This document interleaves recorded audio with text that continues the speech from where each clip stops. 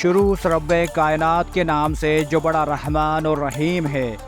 دوستو آج ہم بات کرنے والے ہیں بہت انٹرسٹنگ اور بہت ڈینجرس عرب کنٹری یمن کی۔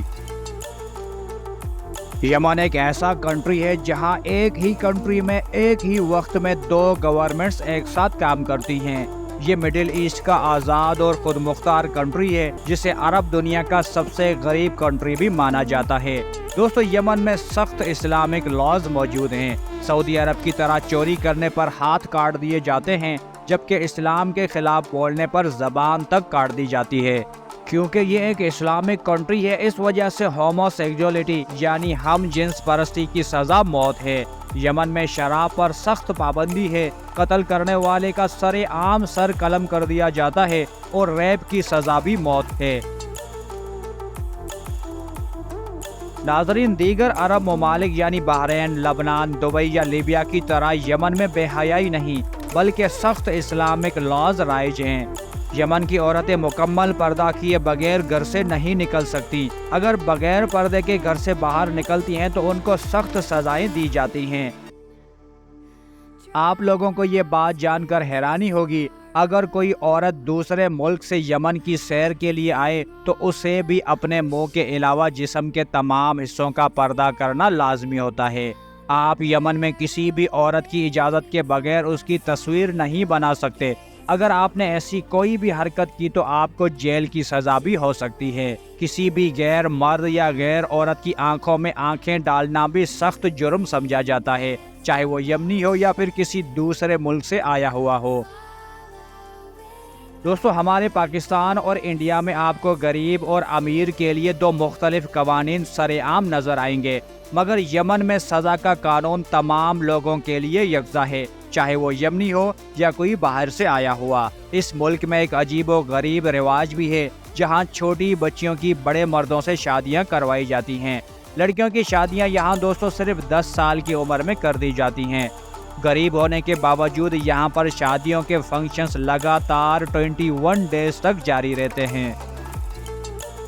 دوستو ویڈیو آگے بڑھنے سے پہلے آپ ہمارے چینل کو سبسکرائب اور بیل آئیکن ضرور دبائیں۔ میں ہوں انجینئر زبیر بلوچ اور آپ دیکھ رہے ہیں ہمارا چینل زیرو ہیرو سر۔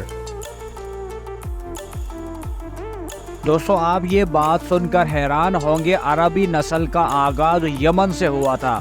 قریش قبیلہ اور مدینے کا انصار قبیلہ بھی یمن کا تھا۔ نقل مکانی کے بعد یہ سعودی عربیہ میں آباد ہوئے۔ یمن کا سب سے لارجسٹ اور کیپٹل سٹی صنعا قدیم ترین شہروں میں سے ایک ہے۔ یہ شہر حضرت نوح علیہ السلام کے 3 بیٹوں میں سے ایک نے بنایا تھا۔ یہ شہر آبادی کے لحاظ سے ملک کا سب سے بڑا شہر ہے، جس کی کل آبادی 25 لاکھ کے قریب ہے۔ صنعا شہر دنیا کا سب سے اونچا شہر ہونے کا بھی اعزاز رکھتا ہے۔ یمن کے لوگ بہت زیادہ بہادر ہیں اور اس ملک میں قدرتی خوبصورتی اور قدرتی ذخائر بہت زیادہ ہیں۔ یمن ایک ایسا ملک ہے جو چاہے تو امریکہ، چائنا، انڈیا اور یورپ سمیت پوری دنیا کی تجارت کو بند کر سکتا ہے۔ جغرافی لحاظ سے اس ملک کی بہت اہمیت ہے۔ یمن کا خوبصورت ساحل سمندر گلف آف عدن ہے۔ پوری دنیا کے تجارتی شپس ان کے ساحل سمندر سے گزر کر جاتے ہیں۔ کچھ دن پہلے یمن نے اسرائیل سے آنے والے شپس کو روک لیا اور مطالبہ کیا کہ غزہ میں پہلے خوراک پہنچائی جائے، اس کے بعد ہی ہم شپس کو چھوڑیں گے۔ دوستو اس کنٹری کی کل آبادی 3 کروڑ 25 لاکھ افراد پر مشتمل ہے، جو آبادی کے لحاظ سے دنیا کا 40واں بڑا کنٹری بنتا ہے۔ یمن کا ٹوٹل ایریا تقریباً 5,27,900 اسکوائر کلومیٹر کے قریب ہے، جو لینڈ ایریا کے لحاظ سے دنیا کا 50واں بڑا ملک بنتا ہے۔ اگر یمن کی تاریخ کی بات کی جائے تو یہ ہزاروں سال پرانی ہے۔ دوستو کہا جاتا ہے کہ اس جگہ کو آباد کرنے والے حضرت نوح علیہ السلام کا بیٹا تھا، جس نے سیلاب نوح کے بعد حضرت نوح علیہ السلام کے حکم پر اس جگہ رہائش اختیار کی۔ ملکہ سبا کا تعلق بھی یمن سے تھا۔ حضرت سلیمان علیہ السلام کے دور میں یمن پر ملکہ سبا یا ملکہ بلقیس کی حکومت تھی۔ دوستو اس دور میں بھی یمن پوری دنیا کی تجارت کا مرکز تھا۔ ناظرین، حضرت ابراہیم علیہ السلام نے جب کعبہ کی تعمیر مکمل کر لی تو یمنی لوگ وہ پہلے لوگ تھے جنہوں نے حج کیا۔ اور موجودہ یمنی حضرت اسماعیل علیہ السلام کی اولاد میں سے ہیں۔ شروع میں یہ علاقہ عیسائیوں کا مرکز تھا۔ قدیم رومی یمن کو عربیہ فلیکس یا خوشحال عرب کے نام سے پکارتے تھے۔ اس کے علاوہ دوستو لاطینی اور یونانی لوگوں نے قدیم یمن کو ہندوستان کے نام سے بھی پکارا۔ یمن وہ کنٹری ہے جس نے اپنی طاقت اور قوت سے اسلام کی اشاعت میں نمایاں کردار ادا کیا، جس کے بارے میں کئی دفعہ ہمارے نبی کریم صلی اللہ علیہ وسلم نے فرمایا، یعنی یمن کے لوگ بہترین ہیں اور میں یمنی ہوں۔ 630 عیسوی میں یمن میں اسلام کی آمد ہوئی۔ اس وقت یمن عرب کا سب سے زیادہ ترقی یافتہ علاقہ تھا۔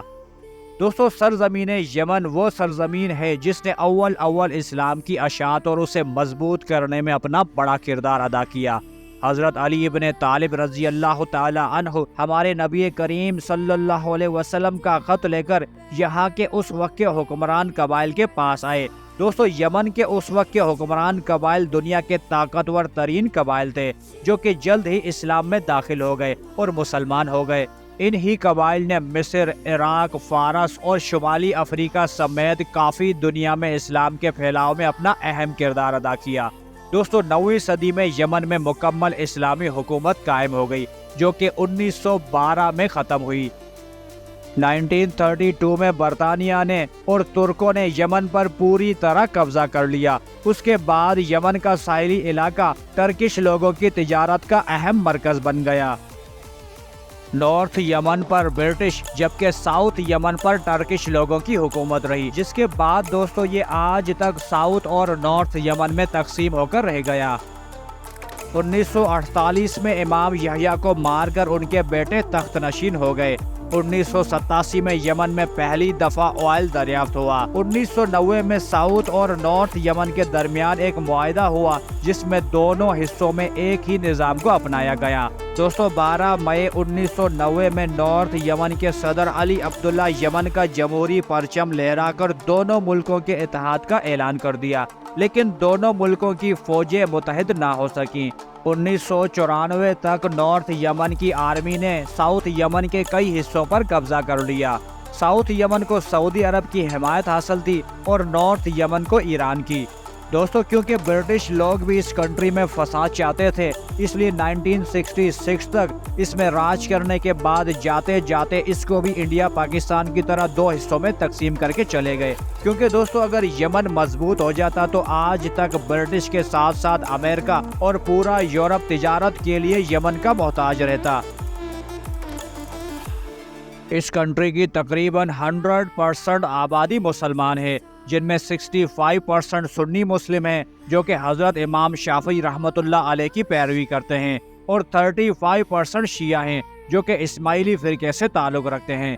دوستو ملک میں سب سے زیادہ بولی جانے والی اور یمن کی قومی اور سرکاری زبان بھی عربی ہے۔ دوستو یمن کے قریب تمام کنٹریز کے لوگوں کا لائف اسٹائل نہایت ہی شاندار ہے، جبکہ یمن کے لوگ غریبی کی زندگی گزارتے ہیں۔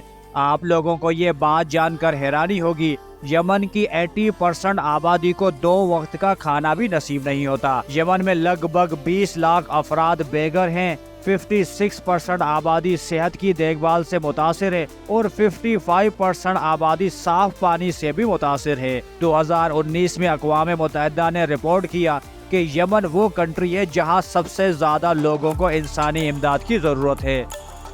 دوستو آپ کو یہاں یہ بات بتاتا چلوں کہ یمن میں ایک خاص گروپ یمن پر ہمیشہ سے اپنا قبضہ جمانا چاہتا ہے۔ یہ کوئی اور نہیں بلکہ حوثی باغی ہیں۔ جی ہاں، یہ وہی حوثی باغی ہیں جنہوں نے ابو ظہبی پر بھی اٹیک کیا تھا۔ دوستو انہی حوثی باغیوں کے بارے میں کہا جاتا ہے کہ یہ شیعہ مسلک سے تعلق رکھتے ہیں۔ دوستو یہ لوگ تعلیم کی غرض سے ایران جاتے ہیں اور وہاں سے یہ خمینی نظریات اور انقلابی تصورات کے ساتھ واپس لوٹتے ہیں۔ دوستو اسی وجہ سے یمن کا شمار دنیا کے خطرناک ترین کنٹریز میں ہوتا ہے۔ یمن عرب دنیا کا وہ واحد کنٹری ہے جس میں نظام حکومت بادشاہی کے بجائے ڈیموکریٹک طرز پر چلتی ہے۔ یمن کو انتظامی لحاظ سے 17 صوبوں میں تقسیم کیا گیا ہے، جن پر حکومت کرنے والے کو امیر کہا جاتا ہے۔ اس کنٹری میں 2200 کے قریب آئی لینڈز بھی موجود ہیں۔ دوستو یمن کا سب سے بڑا آئی لینڈ سکوٹرا آئی لینڈ ہے، جو کہ 170 اسکوائر کلومیٹر پر پھیلا ہوا ہے۔ اگرچہ موجودہ یمن بدحال اور مفلسی کا شکار ہے، لیکن یہاں کے لوگ بہت مہمان نواز ہیں۔